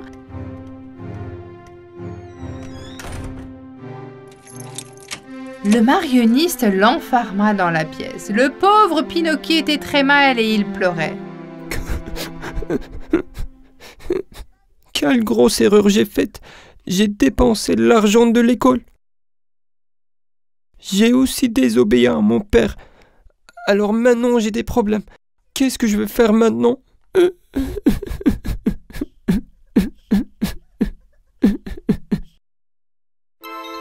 Une bonne fée, qui a vu Pinocchio pleurer de regret, est entrée par la fenêtre ouverte et s'est posée sur la table de la pièce où se trouvait Pinocchio. Avec sa baguette magique, ses ailes étincelantes et ses yeux blonds, c'était une belle fée. Salut Pinocchio, ne t'inquiète pas, je vais te sauver. Mais d'abord tu dois me raconter tout ce qui s'est passé. Mais n'oublie pas, tu dois me dire la vérité. Mon père m'a donné de l'argent pour venir au cirque. Mais sorti de nulle part, un homme m'a enfermé ici. Pinocchio, dont le nez s'est soudainement mis à pousser, était en état de choc. Oh! Qu'est-ce qui se passe? Je t'ai dit que tu devais me dire la vérité, Pinocchio. Si tu mens, ton nez va encore s'allonger. Pinocchio s'excusa et disait à la fée toute la vérité. Son nez redevint immédiatement normal. Pinocchio, tu regrettes d'avoir désobéi à ton père. Maintenant, je vais te sauver d'ici et te rendre ton argent. Mais ne refais pas la même erreur. Tu es une si bonne fée. Merci beaucoup. Je promets que je ne le ferai plus. C'était mon erreur d'entrer dans un cirque qui maltraite les animaux. J'ai tellement honte. La bonne fée déverrouilla la porte avec sa baguette magique et emmena Pinocchio hors du cirque. Pinocchio continua son chemin en chantant sur le chemin de l'école. La la la la la la, la la la la la la, la la la la la la, la la la la la la, la la la la la la. Alors qu'il marchait joyeusement sur la route, un renard rusé et un corbeau apparurent devant lui. Quel genre d'enfant est-ce? Il a l'air vraiment stupide. Il a probablement de l'argent dans sa poche aussi. Hé! Où vas-tu? Je vais à l'école. Eh bien, tu n'as pas de cahier, de crayon et de cartable. Comment peux-tu aller à l'école?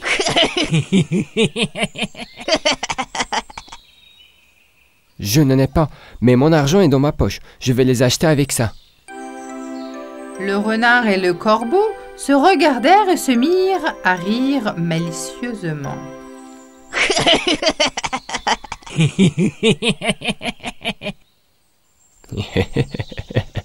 C'est la personne que nous cherchons. Nous pouvons facilement tromper cet abruti. Oh, c'est une si petite somme. Vous ne pouvez pas tous les acheter avec ça.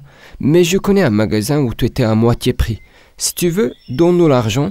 On pourra te le chercher en un clin d'œil. Puis il te resterait de l'argent.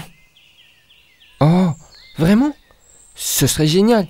Merci beaucoup. Vous êtes de si bons amis. Ok. Tu t'assieds sous cet arbre et tu attends. On va aller te chercher ce dont tu as besoin.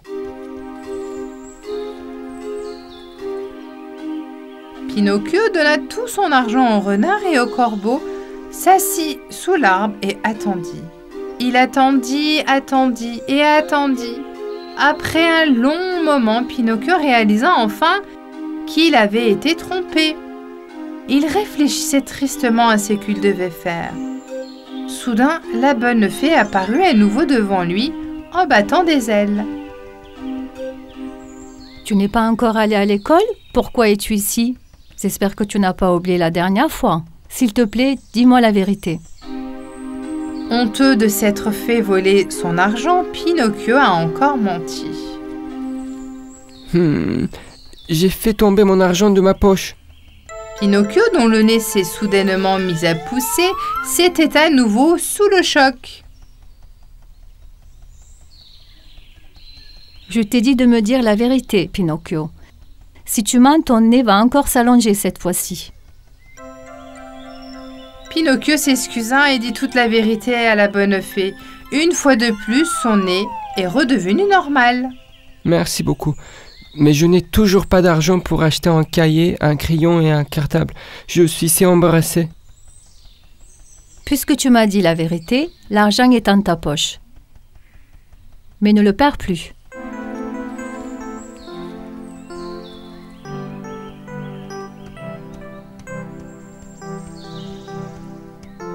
Alors que Pinocchio marchait et chantait sur son chemin, il croisa soudainement le marionniste du cirque. Dès qu'il vit Pinocchio, il s'était enfui du cirque et se mit à le poursuivre. Viens ici, vilaine marionnette. Pinocchio, en s'échappant de peur, trébuche sur une pierre et tombe directement dans la mer. À l'aide! À l'aide! À l'aide! Mais comme il était en bois, il n'a pas coulé. En bougeant ses mains et ses pieds, pour ne pas couler, il s'est rendu compte qu'il nageait. Il aimait beaucoup ça, alors il nageait, nageait, nageait encore. Mais ce jour-là, la mer était très ondulée. Les vagues l'entraînaient très loin. Il était si loin dans la mer qu'il s'est endormi d'épuisement et comme il ne coulait pas, il s'est confrontément endormi sur la surface de l'eau. Quand il s'est réveillé, il se retrouvait dans un endroit sombre. Hein? Qu'est-ce qui se passe? Où suis-je? C'est quoi cet endroit? Berg, ça sent mauvais. Alors que ses yeux s'habituaient à l'obscurité, il a réalisé qu'il était maintenant dans l'estomac d'une grande baleine. Il s'avère qu'une grosse baleine l'avait avalé. Geppetto était très inquiet que Pinocchio, qui n'était toujours pas rentré à la maison. Il partit à sa recherche. Il demanda à tout ce qui le croisait. As-tu vu passer un petit garçon en bois? Il est venu jusqu'au bout de la mer et a demandé au pêcheur. Il y a environ 1 heure, un enfant est tombé dans la mer par ici. C'est peut-être votre fils. S'il vous plaît, donnez-moi un bateau. Je vais aller à la mer, je dois le retrouver. Le pêcheur lui a donné un petit bateau. Gepetto monta dans le bateau et nagea vers la mer. Pinocchio, mon fils! Pinocchio, où es-tu? Le petit bateau n'a pas pu lutter contre les vagues et quand il a chaviré et s'est retourné, Gepetto est tombé dans la mer. La baleine qui avait avalé Pinocchio a aussi avalé Gepetto. Il ne comprenait pas non plus où il était dans l'obscurité totale. Mais Pinocchio l'a vu et a commencé à pleurer. Père, père, tu m'as trouvé. J'étais si effrayé. Pinocchio, mon fils! Pardon-moi, père. Je ne vous désobéirai plus jamais. Ok, Pinocchio. Nous en parlerons à la maison. Maintenant, cherchons un moyen de sortir d'ici. Père, je vais essayer quelque chose. J'espère que nous réussirons. Bonne fée. Bonne fée. Est-ce que tu m'entends? Les vagues ont porté sa voix jusqu'à l'oreille de la bonne fée. Mon Dieu, c'est la voix de Pinocchio. La fée s'envola vers sa voix et apparut l'extérieur de l'estomac de la baleine où il se trouvait. Pinocchio, tu as vraiment du regret et je vais t'aider une dernière fois. Jusqu'elle la toucha avec une baguette magique, ils se retrouvèrent sur le rivage. Après ce jour, Pinocchio est devenu un vrai enfant très intelligent. Il écoutait toujours son père. Il allait à l'école et aida son père comme au bon vieux temps. La bonne fée testait Pinocchio de temps en temps. Elle savait que Pinocchio ne mentait plus et qu'il écoutait toujours son père. Il ne dit que c'était le moment idéal et une nuit, elle transforma Pinocchio en véritable enfant pendant qu'il dormait. Le lendemain, quand Pinocchio se réveilla, il se sentit un peu bizarre. Son cœur battait et il sentait le sang circuler dans tout son corps. Il n'était plus fait de bois, mais était un véritable enfant. Il courut droit vers son père. Papa, regarde comme j'ai changé. Mon Dieu, mes prières ont été exaucées. J'ai maintenant un vrai fils. Après ce jour, ils vécurent heureux pour toujours. Pinocchio était maintenant un enfant dont il pouvait être fier. Il était une fois, il y a bien longtemps, un bûcheron qui vivait avec ses enfants à l'orée d'une forêt lointaine. Le fils s'appelait Hansel et la fille Gretel. La femme du bûcheron, la mère des enfants, était morte et ils traversèrent une période très difficile. Comme ils étaient aussi une famille très pauvre, ils ne survivaient que grâce aux herbes et aux fruits qu'ils ramassaient dans la forêt. Les enfants ne s'en sont jamais plaints de cette situation et ont toujours essayé de soutenir leur père. Un jour, on a frappé à la porte et une femme tenant une énorme bouteille de lait est apparue devant eux. Je viens de la forêt voisine. Ma maison a brûlé et je n'ai pas d'endroit où rester. J'ai aussi apporté une vache avec moi. Si je vous donne cette bouteille de lait et la vache, pourrais-je rester avec vous? Le père et les enfants ont accepté cette offre avec joie. Au moins, ils allaient avoir une vache qui pourrait leur donner du lait tous les jours. Après quelque temps, leur père épousa cette femme. Pourtant, leur vie pauvre continuait. Un soir, alors que les enfants allaient se coucher, le mari et la femme commencèrent à se discuter. Mais Hansel les écoutait en secret. Regarde-nous. Comment pouvons-nous nourrir les enfants comme ça? Je suis impuissant. Je ne sais pas quoi faire d'autre. En fait, j'ai une idée qui pourrait nous être bénéfice à tous, mais je ne sais pas si tu l'accepterais. Demain, emmenons les enfants dans la forêt et disons-leur que nous allons ramasser du bois, que nous allumerons un feu, que nous donnerons à chacun d'eux un pain et que nous laisserons là. Ne sois pas ridicule. J'aime mes enfants. Comment pourrais-je les abandonner? Ne t'inquiète pas, ils sont beaucoup plus âgés maintenant. Ils peuvent prendre soin d'eux-mêmes. Quand notre situation s'améliorera, nous les chercherons. Sinon, nous mourrons tous les 4 de faim. Hansel était un enfant très intelligent. Alors, quand il a entendu les plans de sa belle-mère, il a secrètement quitté la maison pour ramasser les cailloux. Sa mère, qui était décédée, lui avait appris cela.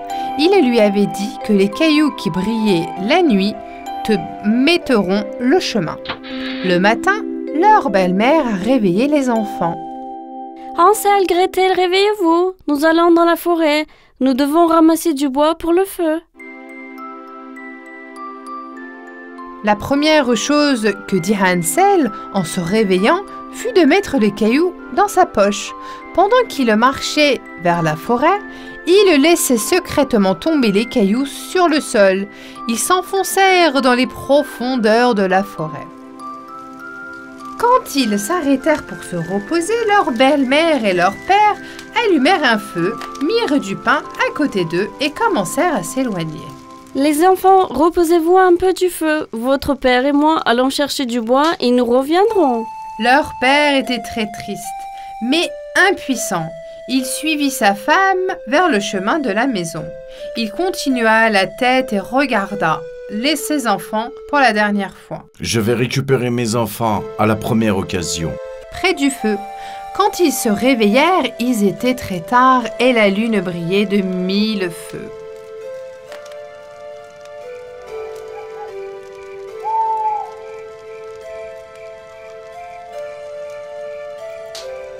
J'ai tellement peur, mon frère. Qu'allons-nous faire? Je ne pense pas que quelqu'un vienne nous chercher. N'aie pas peur, Gretel. Les cailloux que j'ai laissés dans le clair de lune sont très brillants. Nous pouvons les suivre et rentrer à la maison.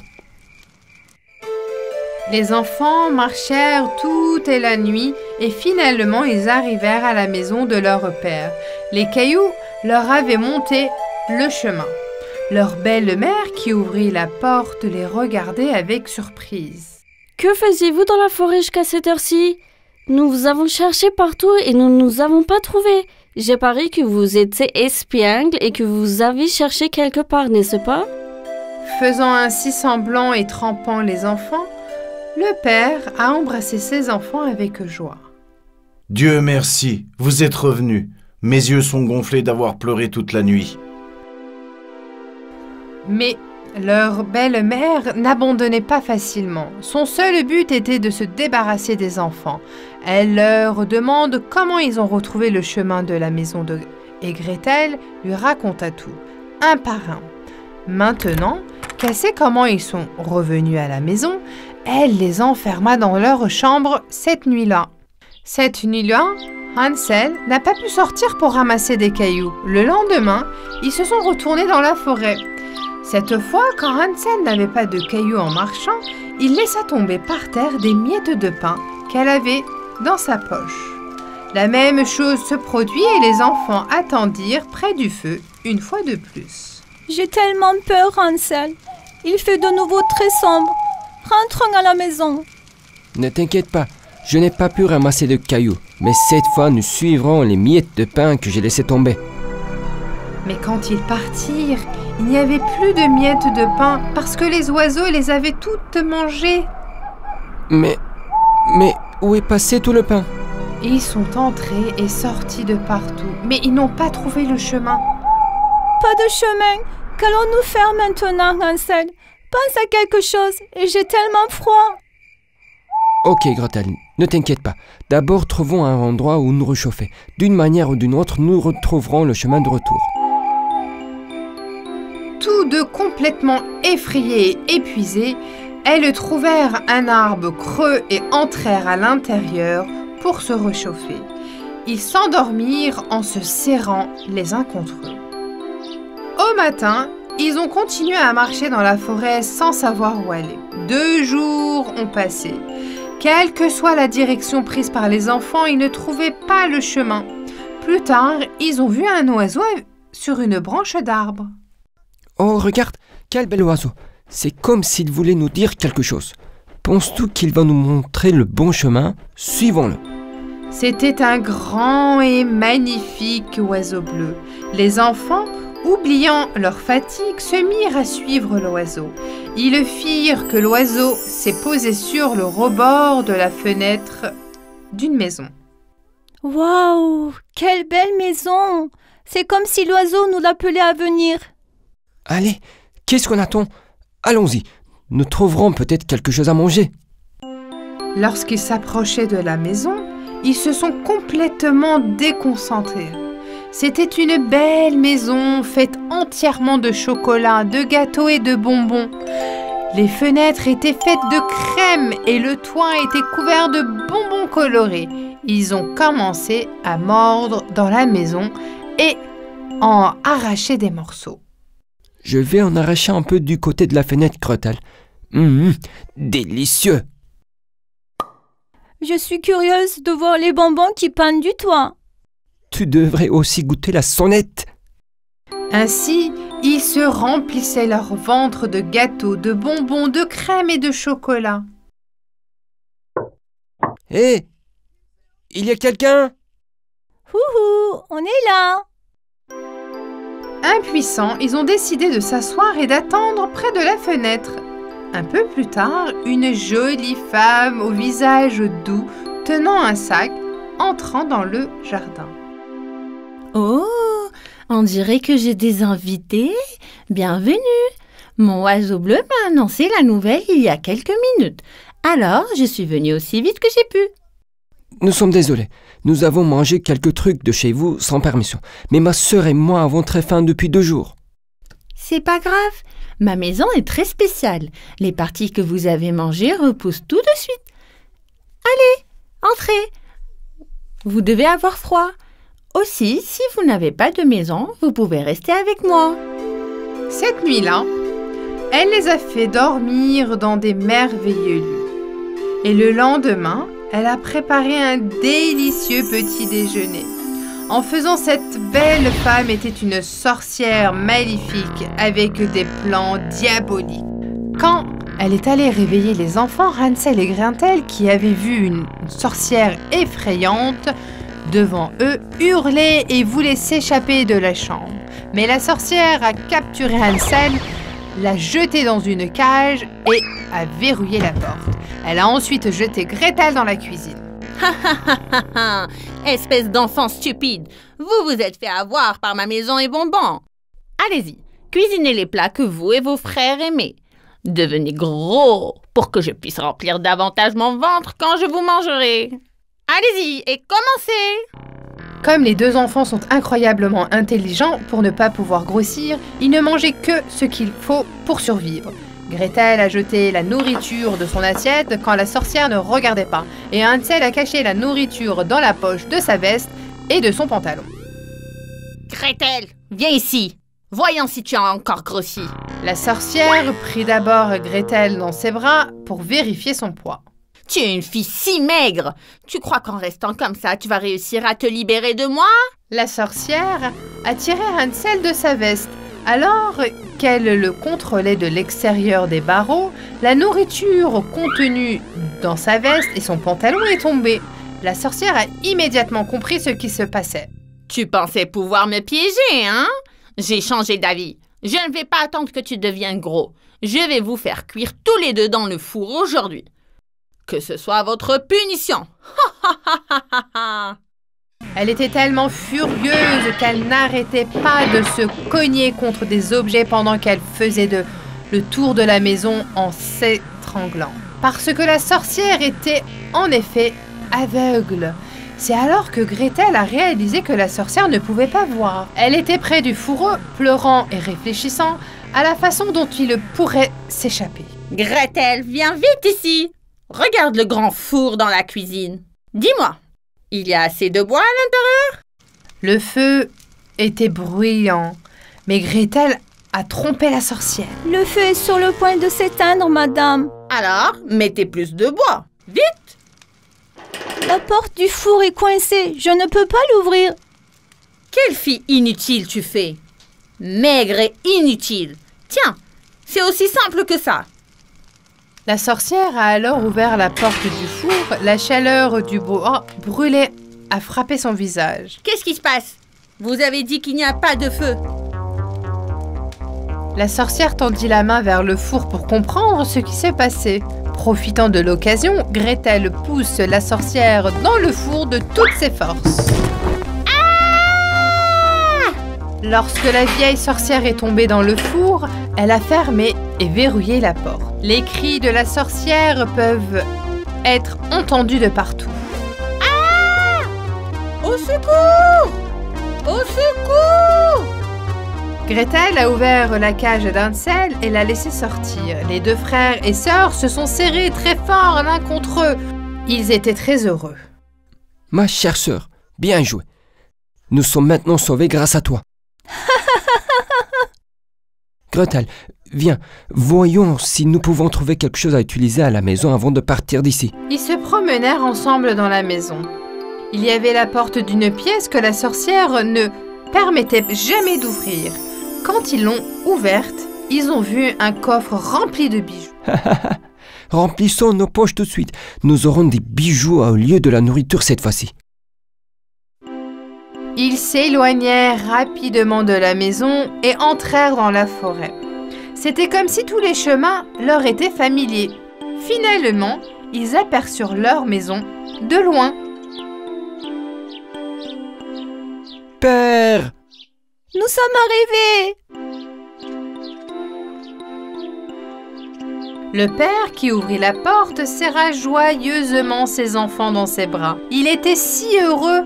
Les enfants, j'ai des nouvelles pour vous. Votre belle-mère est tombée malade et est décédée. J'ai fait une énorme erreur en l'écoutant, pardonnez-moi. Vous m'avez tellement manqué, je regrette tout. Tu nous as aussi manqué, papa. Notre maison, nos lits nous ont aussi manqué. Maintenant, nous pouvons tout oublier et être ensemble. Ils sortirent les bijoux de leur poche et les donnèrent à leur père. Leur père les regarda avec surprise. Qu'est-ce que c'est? Nous ne sommes plus pauvres, nous sommes riches! Père, nous avons tant de choses à te dire. Tu n'as aucune idée de ce que nous avons traversé. Cette nuit-là, ils se sont assis près du feu et ont bavardé jusqu'au matin. Les mauvais jours étaient derrière eux. Ainsi, ils vécurent tous une vie heureuse et paisible. Kondo-san,